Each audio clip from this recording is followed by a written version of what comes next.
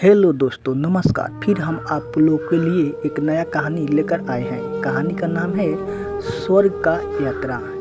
एक बार एक बूढ़ी औरत को उसकी ज़िंदगी भर की अच्छाइयों के बदले फरिश्तों ने उसकी एक ख्वाहिश पूरी करने की मंजूरी दी। उस बूढ़ी औरत ने फरिश्तों से कहा कि मैं मरने से पहले एक बार स्वर्ग और नर्क दोनों की यात्रा करना चाहती हूँ।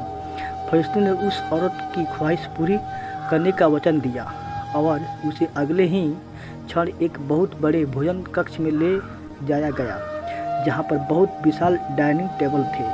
उन पर बहुत ज़्यादा स्वादिष्ट दिखने वाले भोजन रखे हुए थे और बहुत अच्छे अच्छे ड्रिंक भी रखी हुई थी। मगर उस टेबल के चारों तरफ बैठे लोगों बहुत परेशान, मायूस, भूखे और दुखी लग रहे थे। उस औरत ने देखा कि उन सभी लोगों के हाथों पे कोहनी तक लंबी लंबी चम्मच बांधी हुई थी।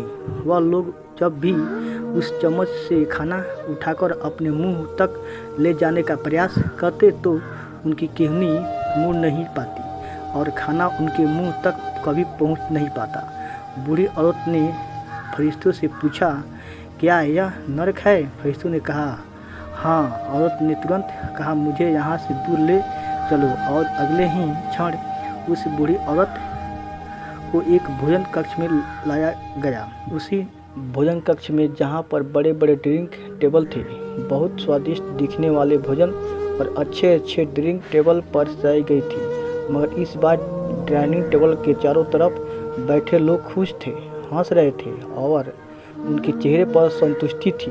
बूढ़ी औरत ने फरिश्तों से कहा, ये तो वही भोजन कक्ष है, वही भोजन है, वही ड्रिंक है, मगर फ़र्क इतना है कि यहाँ के लोग खुश दिख रहे हैं। ऐसा क्यों है?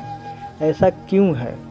क्या इन लोगों के केहनी से चम्मच नहीं बांधी है?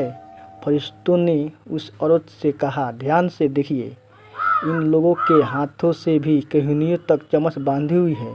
फ़र्क सिर्फ इतना है कि इन लोगों ने एक दूसरे को खाना खिलाना सीख लिया है।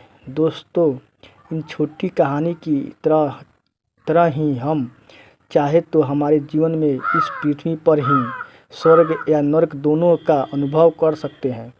अगर हम स्वर्ग का अनुभव करना है तो हमें पहले दूसरे के बारे में सोचना होगा, दूसरों को खिलाना होगा, दूसरों की मदद करनी होगी। चॉइस हमारी है। हम चाहे तो हमारी ज़िंदगी को स्वर्ग जैसा या नर्क जैसा बना सकते हैं। कहानी अच्छी लगी तो लाइक कीजिए, इन कहानी को शेयर करें। आप हमें सपोर्ट कर सकते हैं। नमस्कार, जय हिंद।